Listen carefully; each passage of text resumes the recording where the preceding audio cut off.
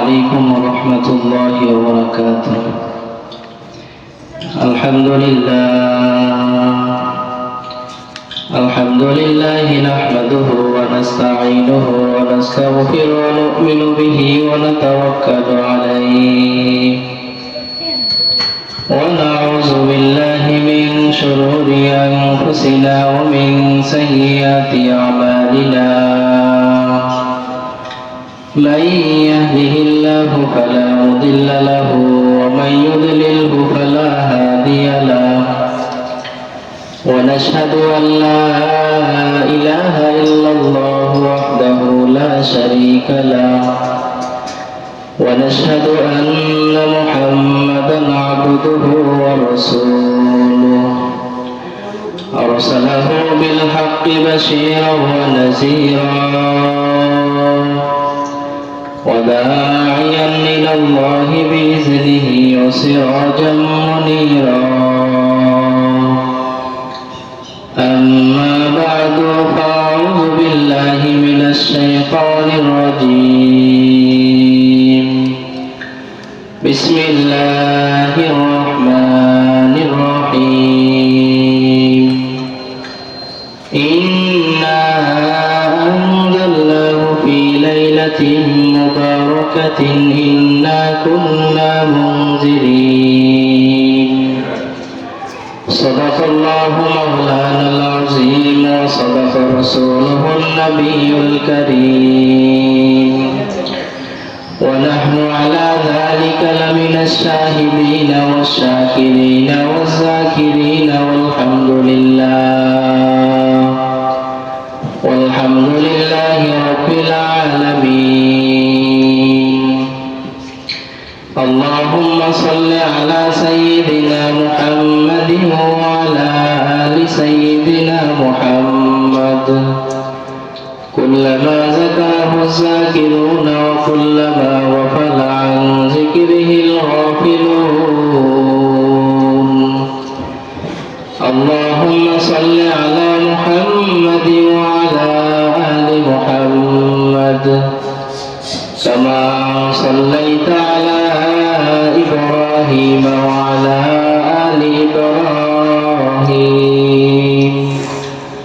إنك حميد مجيد. اللهم بارك على محمد وعلى آل محمد كما باركت على إبراهيم وعلى آل إبراهيم إنك حميد مجيد. سبحانك لا علم لنا إلا ما علمتنا إنك أنت العليم الحكيم. আলহামদুলিল্লাহ রব্বুল আলামিনের কাছে অসংখ্য অগণিত শুকরিয়া যে আল্লাহ পাক রব্বুল আলামিন আমাকে আপনাকে দ্বীনের নিসবতে দাওয়াত ও তাবলীগের নিসবতে কোরআনে কারীমের নিসবতে পবিত্র জুমার দিন রব্বুল আলামিনের ঘরে সর্বপ্রথম হাজিরা দেওয়ার তৌফিক দান করেছেন। এজন্য সবাই অন্তর থেকে বলি আলহামদুলিল্লাহ। আরো শুকরিয়া আদায় করতেছি রব্বুল আলামিনের কাছে যে রব্বুল আলামিন আমাদেরকে শাবান মাসের দ্বিতীয় জুমার নামাজ আদায় করার জন্য রব্বুল আলামিনের ঘরে আসবার বসবার তৌফিক দান করেছেন। এজন্য আবার বলি আলহামদুলিল্লাহ। যেহেতু এটা শাবান মাস আসলে রাসূল আকরাম সাল্লাল্লাহু আলাইহি ওয়াসাল্লাম 7টি আমল বেশি করতেন। শাবান মাস আসলে রাসূল আকরাম সাল্লাল্লাহু আলাইহি ওয়াসাল্লাম 1 নম্বরে বেশি রোজা রাখতেন। 2 নম্বরে রাসূল আকরাম সাল্লাল্লাহু আলাইহি ওয়াসাল্লাম বেশি ইস্তিগফার করতেন, জিকির করতেন। 3 নম্বর রাসূল আকরাম সাল্লাল্লাহু আলাইহি ওয়াসাল্লাম বেশি কোরআন তেলাওয়াত করতেন। 4 নম্বর রাসূল আকরাম সাল্লাল্লাহু আলাইহি ওয়াসাল্লাম দান সদকা বেশি করতেন। 5 নম্বর সময় মতো নামাজগুলো রাসূল আকরাম সাল্লাল্লাহু আলাইহি ওয়াসাল্লাম তাকবীরের সাথে আদায় করতেন। 6 নম্বর রাসূল আকরাম সাল্লাল্লাহু আলাইহি ওয়াসাল্লাম শাবান মাসে বেশি তাহাজ্জুদ নামাজ আদায় করতেন। 7 নম্বর, রাসূল আকরাম সাল্লাল্লাহু আলাইহি ওয়াসাল্লাম বেশি বেশি দুরূদ শরীফ পড়তেন। তো সাহাবায়ে কেরাম রাদিয়াল্লাহু তাআলা আনহু বলেন যে যখন শাবান মাস আসতো রাসূল আকরাম সাল্লাল্লাহু আলাইহি ওয়াসাল্লাম অনেক ইবাদত বندگی করতেন। রাসূল আকরাম সাল্লাল্লাহু আলাইহি ওয়াসাল্লাম অনেক কোরআন তেলাওয়াত করতেন, বেশি বেশি দুরূদ শরীফ পড়তেন, বেশি বেশি তাহাজ্জুদ নামাজ আদায় করতেন, বেশি বেশি রোজা রাখতেন। সাহাবায়ে কেরাম রাদিয়াল্লাহু তাআলা আনহু বলেন যে আমরা আমাদের থেকে কখনো কখনো মনে হয় রমজান মাস চলে এসেছে। রাসূল আকরাম সাল্লাল্লাহু আলাইহি ওয়াসাল্লাম শাবান মাসে এরকম ভাবে ইবাদত বندگی করতেন, এরকম ভাবে রব্বুল আলামিনের সাথে কথা বলতেন, আমরা মনে করতাম যে রমজান মাস মনে হয় চলে এসেছে। রাসূলের আমলের অবস্থা দেখে আমরা এটা মনে করতাম। তো শাবান মাস যখন আসতো রাসূল আকরাম সাল্লাল্লাহু আলাইহি ওয়াসাল্লাম আমলের প্রতি দাবিত হইতেন এবং সাহাবায়ে কেরামদেরকে বলতেন, হে আমার সাহাবায়ে কেরাম, রমজান মাস চলে আসতেছে, তোমরা আমল করো এবং রব্বুল আলামিনকে বেশি বেশি ডাকো, ভয় করো। এই শাবান মাসে একটা রাত্র আছে, শবে বরাত নামে ওই রাত্রটা বলা হয়। রব্বুল আলামিন পবিত্র কোরআনের মধ্যে বলেন, ইন্না আনজালনাহু ফি লাইলাতিন মুবারাকাতিন ইন্না কুন্না মুনজিরিন। রব্বুল আলামিন পবিত্র কোরআনের মধ্যে বলেন, আমি এই কোরআনকে নাজিল করেছি এক বরকতময় রাত্রিতে। রব্বুল আলামিন যে কোরআনে কারীম আপনার নবীর উপর পাঠাইছেন, প্রেরিত করেছেন, এই কোরআন রব্বুল আলামিন এক বরকতময় রাত্রিতে এটা দুনিয়ার মধ্যে আগমন করেছেন, সৃষ্টি করেছে। তো বরকতময় রাত দ্বারা উদ্দেশ্য হলো, মুফাসসিরে কেরাম বলেন যে বরকতময় রাত দ্বারা উদ্দেশ্য হলো রমজানের শেষ দশক রাত। কিন্তু বড় একজন মুফাসসির হযরত ইকরামা রাহমাতুল্লাহ আলাইহি বলেন যে বরকতময় রাত দ্বারা এখানে উদ্দেশ্য হলো শবে বরাতের রাত। এই রাতের মধ্যে রব্বুল আলামিন কোরআনে কারীমকে সৃষ্টি করেছেন, দুনিয়ার মধ্যে প্রেরিত করেছেন। তো শবে বরাত অর্থ হলো বরকতময় রাত্র, শবে বরাত অর্থ হলো রব্বুল আলামিনের সাথে কথা বলার রাত্র, শবে বরাত অর্থ হলো রহমতের রাত্র, শবে বরাত অর্থ হলো মাগফিরাতের রাত্র, শবে বরাত অর্থ হলো নাজাতের রাত্র, শবে বরাত অর্থ হলো রব্বুল আলামিন গুনাহ কেটে দেওয়ার রাত্র। রব্বুল আলামিন এই রাত্রিতে বান্দার গুনাহগুলোকে মাফ করে দেয়। রব্বুল আলামিন শবে বরাতে উম্মতে মুহাম্মাদি উম্মতরা যেগুলা করবে, এক বছরে উম্মতে মুহাম্মাদি উম্মত কিভাবে চলবে, এক বছর কখন কি করবে না করবে, শবে বরাতের মধ্যে সব লিপিবদ্ধ করা হয়। বান্দা এক বছর কি খাইবে, বান্দা এক বছর কোথায় যাইবে, কি করবে, এই শবে বরাতের রাত্রে রব্বুল আলামিন সব লিপিবদ্ধ করে ফেলেন। এই রাত্রে রব্বুল আলামিনের কাছে যে তওবা করবে, রব্বুল আলামিন তার সেই তওবাই কবুল করে ফেলবে, ওই দোয়াই কবুল করে ফেলবে। তওবা কবুল হওয়ার জন্য ৬০টি শর্ত। রব্বুল আলামিন বলেন যে তোমরা যখন শবে বরাত পাইবে আমার নিকট বেশি বেশি তওবা করো। তবে তওবা যে করবা ৬০টা শর্ত রেখে তোমরা তওবা করবা। ১ নম্বর শর্ত হলো অতীতে যে গুনাহ হয়েছে তার উপর অনুতপ্ত হও এবং রব্বুল আলামিনকে বলা, হে আল্লাহ, আমি যে গুনাহ করে ফেলেছি এগুলো আর গুনাহ করব না, আপনার কাছে খাঁটি তওবা করতেছি, আপনি আমাকে ক্ষমা করে দেন। ২ নম্বর হলো যে গুনাহ থেকে তওবা করবে সে গুনাহ আর না করা। ৩ নম্বর হলো আল্লাহ তাআলার কাছে তওবা করা। ৪ নম্বর হলো আরেক ভাইয়ের যদি হক নষ্ট করে থাকে ওনার থেকে ক্ষমা চাওয়া। উনি যদি ক্ষমা করেন তাহলে রব্বুল আলামিন ওই ব্যক্তিকে ক্ষমা করে দিবে। এই রাত্রে রব্বুল আলামিন ৮ প্রকার মানুষকে ক্ষমা করবে না। ১ নম্বর হলো মুশরিক। এই শবে বরাতের রাত্রে আল্লাহ পাক রব্বুল আলামিন মুশরিককে ক্ষমা করবে না। ২ নম্বর হলো জাদুকর। ৩ নম্বর হলো গণক। ৪ নম্বর হলো মদ পানকারী। ৫ নম্বর হলো সুদখোর, যে সুদ খায় ওনাকে রব্বুল আলামিন শবে বরাতে ক্ষমা করবেন না। ৬ নম্বর হলো পিতামাতার অবাধ্য সন্তান। ৭ নম্বর হলো আত্মীয়তা ছিন্নকারী। ৮ নম্বর হলো ব্যভিচারী ও হিংসুক। এই ৮ প্রকার মানুষকে রব্বুল আলামিন শবে বরাতে ক্ষমা করবেন না। রাসূল আকরাম সাল্লাল্লাহু আলাইহি ওয়াসাল্লাম শবে বরাতে কি কি আমল করতেন?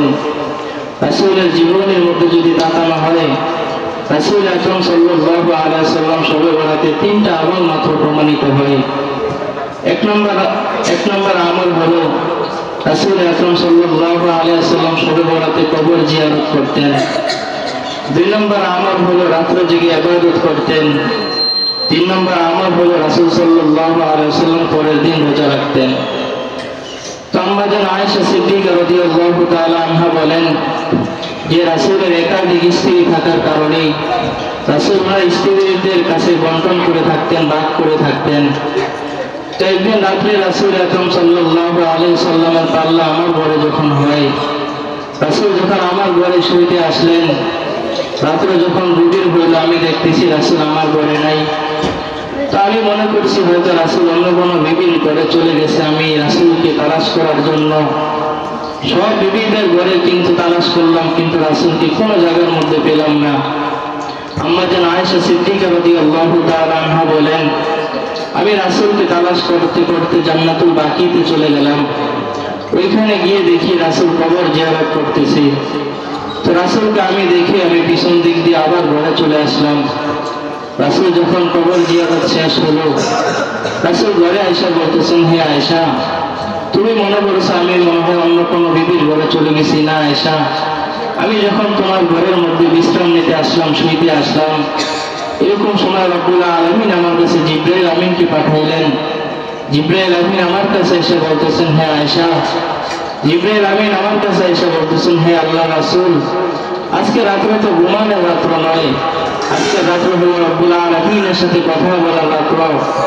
আজকে রাত্রটা হলো ইবাদতের রাত্র। আপনি ঘুম থেকে উঠুন, আপনি ইবাদত বন্দেগী করুন, আপনি কবর জিয়ারত করুন, এবং আজকে পুরা রাত আপনি ইবাদত বন্দেগী করবেন, আগামীকাল আপনি রোজা রাখবেন। এই রাত্রটা হলো রব্বুল আলামিনের কাছে তওবা করার রাত্র। শবে বরাত অর্থ হলো রব্বুল আলামিন এই রাত্রের মধ্যে যে ব্যক্তি ওনার কাছে ক্ষমা চাইবে, রব্বুল আলামিন ওনার কাছে ক্ষমা করে দিবে। আমরা যতই নেক আমল করি না কেন, আমাদের আমল নামার মধ্যে কিন্তু গুনাহও আছে। যদি গুনার দিকে তাকানো হয়, কিন্তু গুনাহ আমাদের আমল নামার মধ্যে। আসাসুল আম্বিয়া কিতাবের মধ্যে মুসান্নিফ রাহমাতুল্লাহ আলাইহি সুন্দর একটা ওয়াকি এনেছেন যে হযরত ওমর রাদিয়াল্লাহু তাআলা আনহু একদিন রাসূলের দরবারে যাইতেছেন। ওমর রাদিয়াল্লাহু তাআলা আনহু দেখতেছে রাস্তার পাশে এক যুবক কান্নাকাটি করতেছে। ওমর রাদিয়াল্লাহু তাআলা আনহু বলল, হে যুবক, তোমার কি হয়েছে বলো। ওই যুবক বলতেছে, হে খলিফাতুল মুসলিমিন, আমি তো অনেক বড় গুনাহ করে ফেলছি, আমার মধ্যে জাহান্নামের ভয় চলে আসছে, আল্লাহ পাক রব্বুল আলামিনের ভয় চলে আসলো, এই জন্য আমি কান্নাকাটি করতেছি। ওমর রাদিয়াল্লাহু তাআলা আনহু যখন রাসূলের দরবারে গেলেন, উনি রাসূলের দরবারে গিয়ে কান্না করতেছে। তো রাসূল আকরাম সাল্লাল্লাহু আলাইহি ওয়াসাল্লাম বলতেছে, ওমর, আপনার কি হয়েছে একটু বলেন। ওমর রাদিয়াল্লাহু তাআলা আনহু বলতেছে, ইয়া রাসূলুল্লাহ, ইয়া হাবিবাল্লাহ, আমি যখন আপনার দরবারে আসতেছিলাম, তো এরকম সময় আমি দেখতেছি একজন যুবক রাস্তার পাশে বসে বসে কান্নাকাটি করে। আমি যখন ওই যুবককে প্রশ্ন করলাম, যুবক, তোমার কি হয়েছে? ওই যুবক বলতেছে, আমি তো অনেক বড় গুনাহ করে ফেলছি, এই জন্য আমি জাহান্নামের ভয়ে কান্নাকাটি করতেছি। রাসূল যখন এই কথাটা শুনলো, রাসূল বলতেছে, খলিফাতুল মুসলিমিন ওমর, আপনি যুবককে আমার দরবারে নিয়ে আসেন। ওমর রাদিয়াল্লাহু তাআলা আনহু যখন যুবকের কাছে গেলেন, যুবককে নিয়ে যখন রাসূলের দরবারে আসলেন, রাসূল আকরাম সাল্লাল্লাহু আলাইহি ওয়াসাল্লামের দরবারে এসে যুবক অনেক জোরে কান্নাকাটি করতেছে। রাসূল বলতেছে, যুবক, তুমি এরকম কি গুনাহ করছো যে কারণে তুমি এত জোরে জোরে কান্নাকাটি করতেছো? ওই যুবক বলতেছে, ইয়া রাসূলুল্লাহ, ইয়া হাবিবাল্লাহ, আমি একজন কাফন চোর।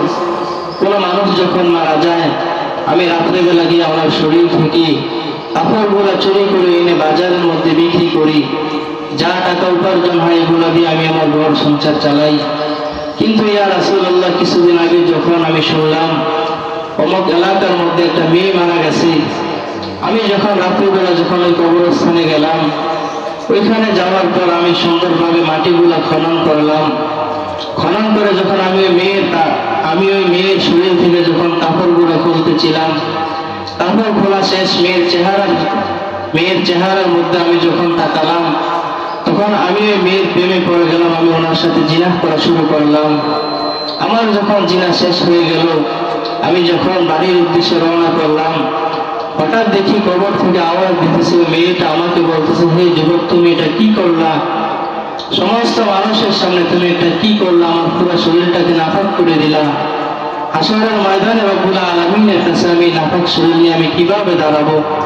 ওই যুবক বলতেছে, ইয়া রাসূলুল্লাহ, আমি যখন এই আওয়াজটা শুনতে পেলাম, ওই মেয়ে যখন আমাকে এই কথাটা বলল, তখন আমার মধ্যে রব্বুল আলামিনের ভয় চলে আসলো, রব্বুল আলামিনের জাহান্নামের ভয় চলে আসলো। তখন আমি হাউমাউ করে কান্না করা শুরু করে দিলাম। রাসূল যখন এই কথাটা শুনলে, রাসূল বলতেছে, তুমি যে গুনাহ করেছো এই গুনার তো কোনো ক্ষমা নাই।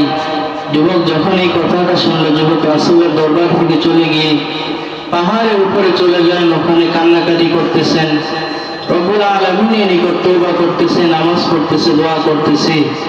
কিতাবের মধ্যে লেখা 40 দিন হবার পরে আল্লাহ পাক রব্বুল আলামিন হযরত জিবরাইলকে পাঠাইলেন এই যুবকের কাছে। রব্বুল আলামিন বলেন, জিবরাইল তুমি যাও, ওই যুবককে গিয়ে শুনিয়ে দাও যে আমি রব্বুল আলামিনের যুবককে মাফ করে দিয়েছি। যুবক যখন এই কথাটা শুনলো, যুবক খুশিতে ওই দিনটা থেকে রব্বুল আলামিনের নিকট বেশি বেশি ইবাদত করা শুরু করলো।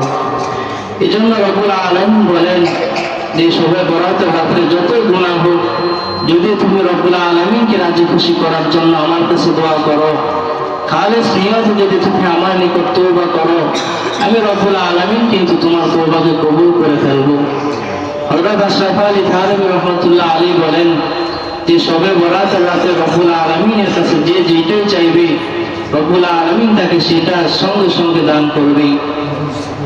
হযরত আশরাফ আলী থানভী তার কিতাবের মধ্যে একটা ওয়াকিয়া লেখেন যে দুইজন লোক যখন এই কথাটা শুনলো যে শবে বরাতের রাতে রব্বুল আলামিনের কাছে যে যেটাই চাইবে আল্লাহ তাকে সেটাই দান করবে, তো দুইজন লোক ভর্তি করে একটা পাত্রের মধ্যে কিছু মাটি নিয়ে রব্বুল আলামিনের কাছে দোয়া করতেছে, হে আল্লাহ, আপনি তো ওয়াদা করেছেন, আপনি তো বলছেন যে শবে বরাতের রাতে আপনার কাছে যে যেটাই চাইবে, যে যে দোয়াই করবে আপনি রব্বুল আলামিন তার দোয়া ফিরাইবেন না, যে যেটা চাইবে ওইটাই আপনি দিবেন।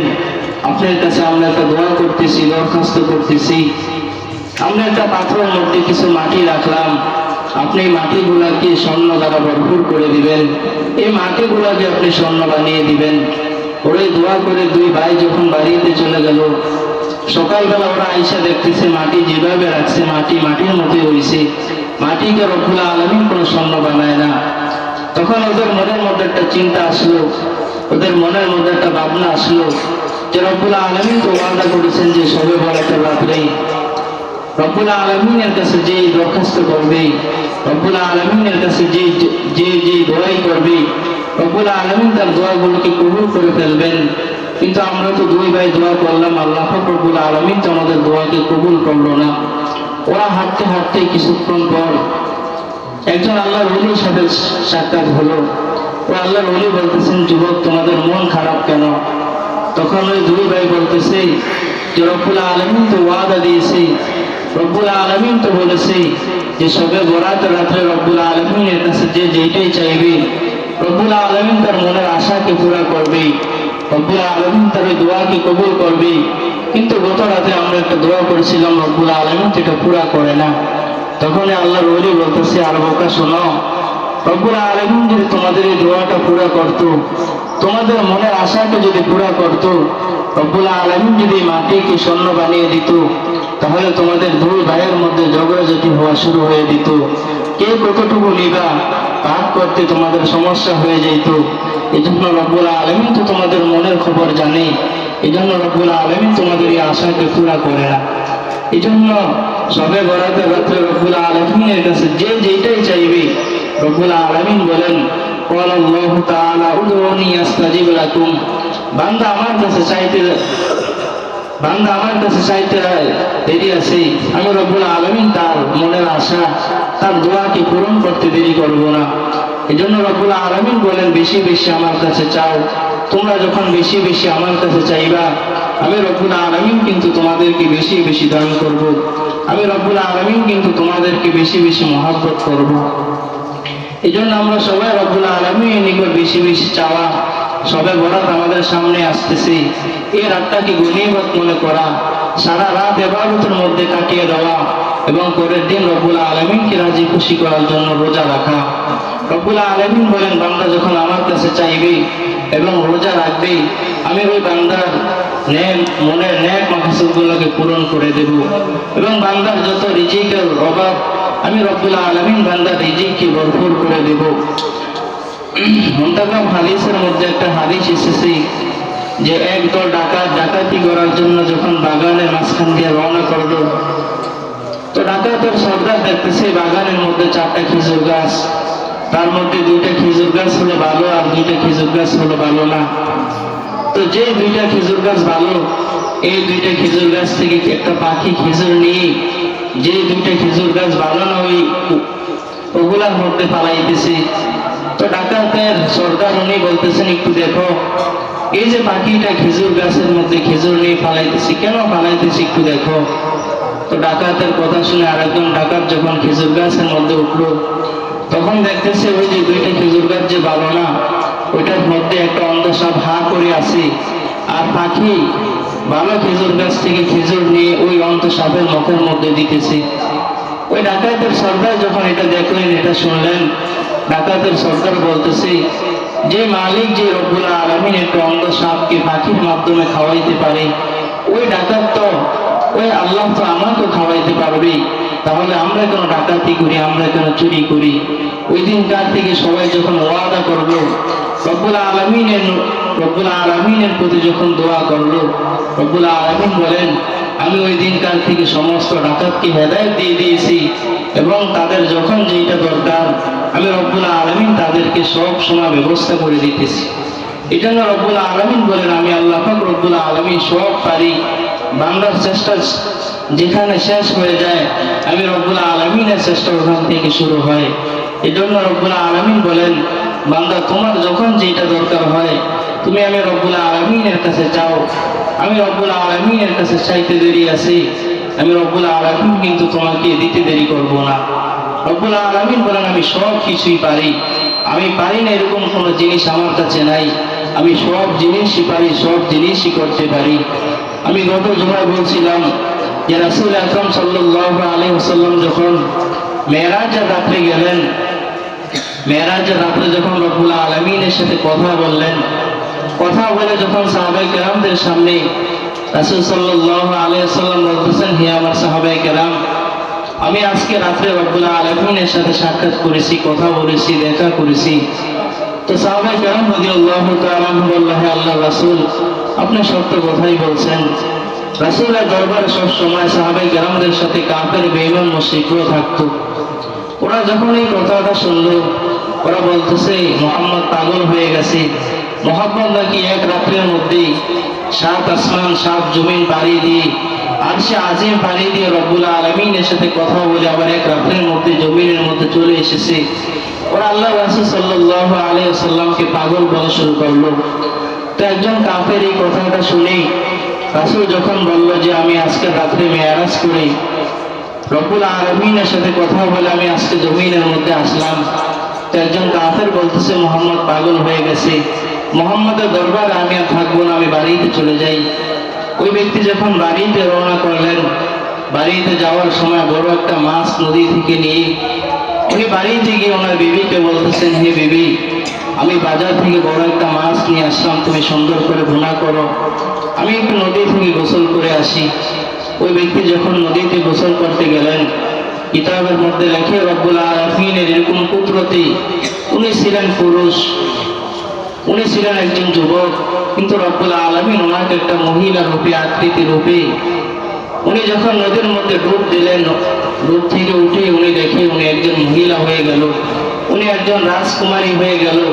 উনি যখন পাড়ে আসলো, এই পাড় দিয়ে আবার একজন বাদশার ছেলে যাইতেছিল। তো ওনাকে যখন দেখে বাদশার ছেলের কাছে ওনার পছন্দ হয়ে গেল। ওই ছেলে ওনাকে যখন রাজ দরবারে নিয়ে গেল, বাদশার ছেলে ওনাকে বিবাহ করে ফেললো। কিতাবের মধ্যে লেখে ওই বাদশার ছেলের সাথে ওনার ঘর সংসার 27 বছর হয়েছিল এবং ওনাদের মাধ্যমে দুনিয়ার মধ্যে অনেক ছেলে সন্তান রব্বুল আলামিন দুনিয়ার মধ্যে অনেক ছেলে সন্তানও পাঠাইছে। তারপরে একদিন যখন ওই যুবক, ওই মহিলা যখন একদিন আবার নদীর পাড়ে আসলো গোসল করার জন্য, আবার যখন নদীতে যখন ডুব দেয়, রব্বুল আলামিনের কুদরতে উনি যে আগে যুবক ছিল আবার যুবক হয়ে গেল। উনি যখন বাড়িতে আসলেন, এসে দেখতেছে ওনার বিবি এখনো মাছ করতেছে। ওই যুবক বলতেছে, বিবি তুমি এখনো মাছ করতেছো, আমি তো 27 বছর অতিক্রম করে বাড়িতে আসলাম। ও বিবি বলতেছে, স্বামী আপনি কি পাগল হয়ে গেছেন? আপনি কিছুক্ষণ আগে মাত্র নদীতে গেলেন গোসল করার জন্য, আবার আপনি 2-3 মিনিটের মধ্যে আবার চলে আসলেন। আপনি বলতেছেন আপনি নাকি 27 বছর অতিক্রম করে ফেলছেন, আপনি পাগল হয়ে গেছেন। তখন ওনার মাথার মধ্যে, ওনার ব্রেনের মধ্যে একটা চিন্তা আসলো যে আমি যদি 27 বছর অতিক্রম করে বাড়িতে আইসা আমার বিবিকে যদি কথা বলি, বিবি যদি না বিশ্বাস করে, কিন্তু এই কথাটা কিন্তু সত্য। কিন্তু আমি যখন রাসূলের দরবারে ছিলাম, রাসূলও তো আমাদেরকে বলেছে এক রাতের মধ্যে মেরাজ করেছে, এক রাতের মধ্যে রব্বুল আলামিনের সাথে সাক্ষাৎ করেছে, এটাও তো সত্য। উনি সঙ্গে সঙ্গে রাসূলের দরবারে গেলেন এবং রাসূলের কাছে ক্ষমা চাইলেন। তারপর রাসূলের হাতে হাত দিয়ে উনি মুসলমান হয়ে গেলেন। এটা না রব্বুল আলামিন বলেন আমার দরবারে কোনো কিছুর অভাব নাই। আমি ছেলেকে মেয়ে বানাইতে পারি, মেয়েকে ছেলে বানাইতে পারি। আমি রব্বুল আলামিন দুনিয়ার মধ্যে সব কিছুই পারি। তোমরা শুধু আমার কাছে চাও, আমি রব্বুল আলামিন সঙ্গে সঙ্গে তোমাদেরকে ওইটা দান করব। এই জন্য রব্বুল আলামিন বলেন তোমাদের হায়াত হলো কম, এই হায়াতের মধ্যে আমি আগেকার জমানার নবীদের মধ্যে অনেক হায়াত দান করেছি, ওনার উম্মতকে অনেক হায়াত দান করেছি, কিন্তু এই হায়াতের মধ্যে আমি বরকত দিই না। তোমাদের হায়াত আমি কম দিয়েছি, কিন্তু হায়াতের মধ্যে আমি অনেক বরকত দান করেছি। যেরকম ভাবে তোমাদের এই হায়াতের মধ্যে আমি কয়েকটা রাত্র দিয়েছি, কয়েকটা দিন দিয়েছি, কিছু সময় দিয়েছি। এই সময়গুলো যদি তোমরা কাজে লাগাও, ওই দিনগুলো যদি তোমরা কাজে লাগাও, ওই রাতগুলো যদি তোমরা কাজে লাগাও, তাহলে আমি রব্বুল আলামিন তোমাদেরকে অনেক আগিয়ে দিব, অনেক আগিয়ে দিব। তোমরা নেক আমলের দিক দিয়ে আগানো হবা এবং সমস্ত আমলের দিক দিয়ে অন্যান্য উম্মতের দিকে তোমরা সবখান দিয়ে আগত হবা। এই জন্য আমি ছোট্ট একটা কথা বলে আমি আমার কথা শেষ করে দিতেছি। উম্মতে মুহাম্মাদের হায়াত একদম কম, একদম কম। পয়গম্বর মুসা আলাইহিস সালাম, আমি কথাটা প্রায় সময় বলি যে উম্মতে মুহাম্মাদের হায়াত কিভাবে কম। পয়গম্বর মুসা আলাইহিস সালাম একদিন রাস্তা দিয়ে যাইতেছে, তখন দেখি এক বুড়িমা কান্নাকাটি করতেছে, হাউমাউ করে কান্নাকাটি করে। তো পয়গম্বর মুসা আলাইহিস সালাম ওই বুড়িমাকে বলতেছেন, বুড়িমা আপনি কেন কাঁদেন? ওই বুড়িমা বলতেছে, পয়গম্বর মুসা আমার একটা ছোট্ট নাতি ইন্তিকাল করছে, মারা গেছে, তার দুঃখে কষ্টে আমি কান্নাকাটি করতেছি। তো পয়গম্বর মুসা আলাইহিস সালাম বলতেছে ওনার বয়স কত? আপনার যে ছোট্ট নাতি মারা গেছে ওনার বয়স কত? তো ওই বুড়িমা বলতেছে বেশি না, মাত্র 250 বছর। তাদের হায়াত যেরকম ছিল ওই অনুযায়ী বুড়িমা বলেছে ছোট্ট নাতি। তো বুড়িমা বলতেছে আমার নাতির বয়স মাত্র 250 বছর। পয়গম্বর মুসা আলাইহিস সালাম বলতেছেন, হে বুড়িমা আপনি কি জানেন শেষ জমানার মধ্যে রব্বুল আলামিন একজন রাসূল পাঠাইবে, মুহাম্মদুর রাসূলুল্লাহ সাল্লাল্লাহু আলাইহি ওয়াসাল্লাম। ওনার উম্মতের হায়াত কত হবে আপনি কি জানেন? তখন বুড়িমা বলতেছেন আমি তো জানি না। তখন পয়গম্বর মুসা আলাইহিস সালাম বলতেছে ওনার উম্মতের হায়াত হবে মাত্র 60 থেকে 70 বছর হায়াত। তখন ওই বুড়িমা আশ্চর্য হয়ে বলতেছে ওরা কি 70 থেকে 60 বছর হায়াত পেয়ে ওরা কি দুনিয়ার মধ্যে ইবাদত বন্দেগী করবে? ওরা কি দুনিয়ার মধ্যে নামাজ আদায় করবে? ওরা কি দুনিয়ার মধ্যে তাসবিহ তাহলিল ইবাদত করবে? ওরা কি দুনিয়ার মধ্যে বিবাহ শাদী করবে? তখন পয়গম্বর মুসা বলতেছে ওরা আমাদের থেকে বেশি বেশি করবে, ডাবল ডাবল করবে। তখন ওই বুড়িমা মুসা নবীকে বলতেছেন, হে পয়গম্বর মুসা শুনেন, রব্বুল আলামিন যদি আমাকে আপনার জমানার মধ্যে না পাঠিয়ে ওই আখিরি জমানার মধ্যে পাঠাইতো, তাহলে আমি আমার 60 থেকে 70 বছর হায়াত ইবাদতের মধ্যেই কাটিয়ে দিতাম। এই কথা দ্বারা উদ্দেশ্য হলো, এই কথা দ্বারা আমি এটাই বোঝাইতে চাই যে বুড়িমার কাছে 60 থেকে 70 বছর হায়াত বুড়িমার কাছে কিছুই মনে হয় না, আর আমাদের কাছে 60 থেকে 70 বছর হায়াত মনে হয় অনেক হায়াত। অথচ রব্বুল আলামিন বলেন উম্মতে মুহাম্মাদের হায়াত হলো অল্প। এই অল্প হায়াত নিয়ে, অল্প সময় নিয়ে যখন কিছু ইবাদত রব্বুল আলামিনের নিকট পেশ করা হবে, আর এই ইবাদতগুলো যদি রব্বুল আলামিনকে রাজি খুশি করার জন্যই হয়, তাহলে রব্বুল আলামিন বলেন আমি তাদেরকে বিনা হিসাবে জান্নাতে দিয়ে দিব। এই জন্য রব্বুল আলামিন বলেন তোমরা যখন এরকম ভাবে দামি দামি রাতগুলা পাইবা, দামি দামি দিনগুলা পাইবা, রমজান মাস পাইবা, শাবান মাস পাইবা, সবে বরাত পাইবা, সবে কদর পাইবা, এই রাতগুলাকে গনিমত মনে করো, এই রাতগুলাকে আমার কাছে ক্ষমা চাও, আমার কাছে ইবাদত বন্দেগী করো, আমি রব্বুল আলামিনের নিকট দোয়া করো, দরখাস্ত করো, তোমাদের গুনাহ হয়ে গেছে আমার কাছে তওবা করো, আমি রব্বুল আলামিন তোমাদের গুনাহগুলোকে মাফ করে দেব এবং তোমাদের তওবাগুলোকে মাফ করে দেব, তোমাদের তওবাগুলোকে কবুল করে ফেলবো। আমি আল্লাহ পাক রব্বুল আলামিন তো রহমান, আমি আল্লাহ পাক রব্বুল আলামিন তো রহিম। আমি যদি দাহিয়া কালবের মতো মানুষকে যদি মাফ করে দিতে পারি, আমি যদি হযরত ওমর রাদিয়াল্লাহু তাআলা আনহুকে মাফ করে দিতে পারি, আমি তোমাদেরকে মাফ করে দিব। তোমরা আমার কাছে তওবা করো, তবে তওবাটা খাঁটি তওবা হইতে হবে, আমি রব্বুল আলামিনকে রাজি খুশি করার জন্যই হইতে হবে। এই জন্য সামনে সবে বরাত আসতেছে, একটা বরকতময় রাত্র আসতেছে। রব্বুল আলামিন আমাদের সবাইকে এই রাত্রের মধ্যে রব্বুল আলামিনকে ডাকার এবং ইবাদত বন্দেগী করার এবং রব্বুল আলামিনকে খুশি করার তৌফিক দান করুক, এবং পরের দিন আমাদের সবাইকে রোজা রাখার তৌফিক রব্বুল আলামিন আমাদের সবাইকে দান করুক। সবাই বলি আমিন। এই রাত্রের মধ্যে রাসূল আকরাম সাল্লাল্লাহু আলাইহি ওয়াসাল্লাম তিনটা আমল বেশি বেশি করতেন। এক নম্বর আমল হলো রাসূল আকরাম সাল্লাল্লাহু আলাইহি ওয়াসাল্লাম বেশি বেশি কবর জিয়ারত করতেন। রাসূল আকরাম সাল্লাল্লাহু আলাইহি ওয়াসাল্লাম বলেন যে সবে বরাতের রাতে তোমরা একা একা কবরস্থানে যাইবা, কবর জিয়ারত করবা, তোমরা একা একা যাও, কবর জিয়ারত করো। দুই নম্বর আমল হলো রাসূল আকরাম সাল্লাল্লাহু আলাইহি ওয়াসাল্লাম এই রাতের মধ্যে বেশি বেশি ইবাদত বন্দেগী করতেন, রব্বুল আলামিনকে ডাকতেন এবং রব্বুল আলামিনের নিকট বেশি বেশি তওবা করতেন। তিন নম্বর আমল হলো রাসূল আকরাম সাল্লাল্লাহু আলাইহি ওয়াসাল্লাম বলেন যে তোমরা পরের দিন রোজা রাখো, সারা রাত্র ইবাদত বন্দেগী করো এবং পরের দিন রোজা রাখো। আল্লাহ পাক রব্বুল আলামিন আমাদের সবাইকে এই কথাগুলো বললাম সবাইকে খালেস নিয়তে আমল করার তৌফিক দান করুক। সবাই বলি আমিন। এবং সামনে যে বরকতময় রাত্র আসতেছে, এই রাত্র পেয়ে আমাদের সবাইকে আমল করার তৌফিক দান করুক। সবাই বলি আমিন। ওয়া আখিরু দাওয়ানা আলহামদুলিল্লাহি রাব্বিল আলামিন। যারা সুন্নাত প্রেরিত